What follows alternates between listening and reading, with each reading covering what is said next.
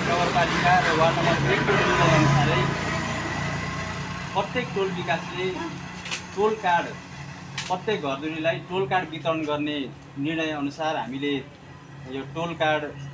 तयार गरेका छौँ र प्रत्येक घरधुरीलाई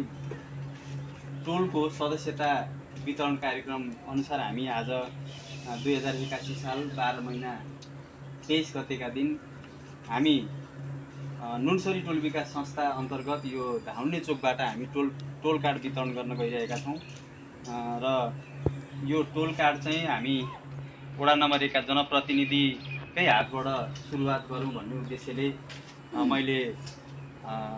वडा अध्यक्ष तिलक कुमार पाण्डेलाई पनि फोन गरेँ। उहाँको कार्यव्यस्तताले गर्दाखेरि उहाँ आउन भ्याउनु भएन र महिला जनप्रतिनिधि सन्त कुमारी विश्वकर्मालाई हामीले आमन्त्रण गरेका छौँ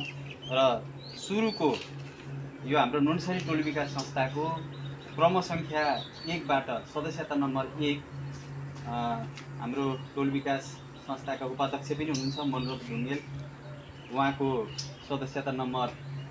1 रहेको छ र त्यो 1 नम्बर सदस्यता नम्बर 1 भएका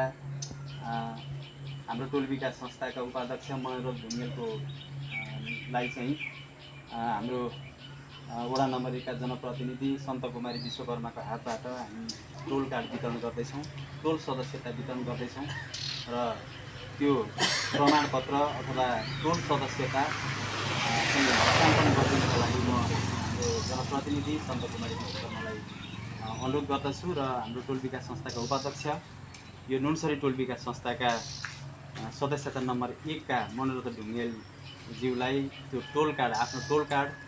ग्रहण गरिदिनका लागि म हार्दिक अनुरोध गर्दछु।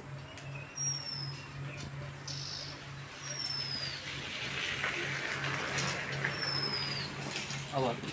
कमल बाल कार्की आउनुहोस् त।